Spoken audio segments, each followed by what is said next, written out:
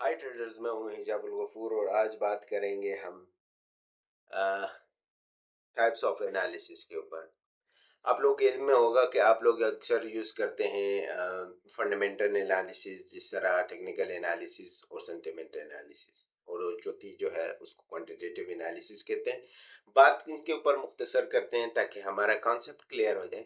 Fundamental analysis में हम ये देख रहे होते हैं कि किसी भी मुल्क की जो है वो इंटरेस्ट रेट बढ़ रहा है नहीं बढ़ रहा, उनमें इन्फ्लेशन है या नहीं है, रेट कट्स होंगे ये नहीं होंगे।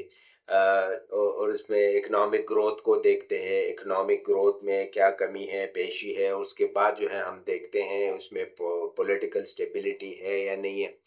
ये चीजें जब हम देख लेते हैं तो ये क्या असर पैदा करती हैं।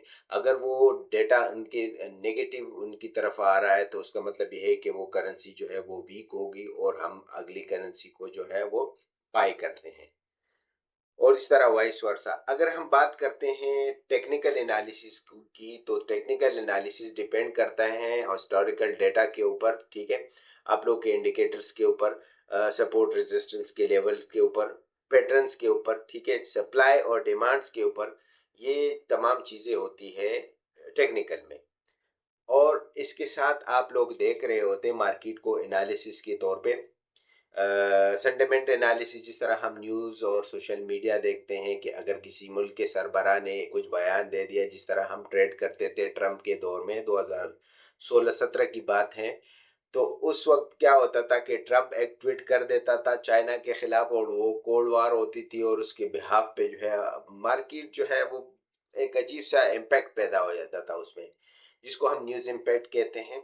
तो उन एनालिसिस को सेंटिमेंट एनालिसिस कहते हैं, और इसके साथ सेंटिमेंट एनालिसिस में हम सीओटी, कमिटमेंट ऑफ ट्रेडर्स की जो है वो रिपोर्ट देखते हैं। सीओटी रिपोर्ट उसको कहते हैं कि इसमें करेंसी में बायर्स कितने हैं, सेलर कितने हैं, बायर्स की वॉल्यूम और सेलर की वॉल्यूम, और ये तमाम रिपोर्ट्स हम सेंटिमेंट एनालिसिस में देखते हैं। तो हमने आज ये समझने की कोशिश की कि भाई हम ये फंडामेंटल एनालिसिस क्यों देखते हैं, टेक्निकल एनालिसिस क्यों देखते हैं, और ये सेंटिमेंट एनालिसिस। चौथी होती है जो कि हमारे लिए होती है, जैसे मैं एक डेवलपर हूँ और ये डेवलप करते हैं, तो हम हिस्टोरिकल डेटा लेते हैं बैक टेस्टिंग के लिए, उसके ऊपर कुछ एल्गोरिथम्स लगाते हैं, कुछ कोड लिखते हैं, जिसके बिहाफ पर कुछ पैटर्न्स हम बनाते हैं, और उस बिहाफ पे जो है ऑटो ट्रेड्स होती है, तो उनको हम क्वांटिटेटिव एनालिसिस कहते हैं। वो एक एल्गोरिथम, एल्गोरिथमिक ट्रेडिंग जिसको हम कहते हैं, एल्गो ट्रेडिंग जिसको हम कहते हैं, वो होता है।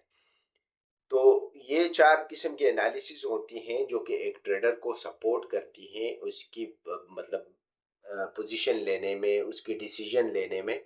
तो अगर आप लोग किसी एक को छोड़ देते हैं और दूसरे को पकड़ते हैं तो ये सही नहीं है। तीनों को एक साथ आप लोग जो है नजर रखेंगे, ठीक है। और दूसरी बात यह है कि जब हम ये ट्रेडिंग सीख रहे थे तो हमारे टीचर्स ने कहा था कि दो अंकें इधर, दो इधर और दो साइड पे, मतलब 6 अंकें होती है एक ट्रेडर की, जो कि हर जगह पर नजर रखता है कि भाई ये किस एनालिसिस के थ्रू ये मार्केट ऊपर जाएगी। बहुत सारे ट्रेडर्स जो है ये डिनाई करते हैं, मैं उनको सुनता रहता हूँ कि भाई हम तो सिर्फ टेक्निकल देखते हैं, फंडामेंटल से हमारा कोई लेना देना नहीं। देखें जी, ऐसा नहीं होता। किसी भी करेंसी का दारोमदार उस मुल्क के ग्रोथ के ऊपर होता है। तो अगर वो ग्रोथ उसकी गिर रही है तो करेंसी की जो है वो उसकी वीक होगी। तो अगर करेंसी वीक हो रही है तो आप किस तरह कह सकते हैं कि मार्केट जो है वो ऊपर जाएगी। तो मार्केट को प्रेडिक्ट करने के लिए ये एनालिसिस बड़ी लाजमी है। Thank you very much.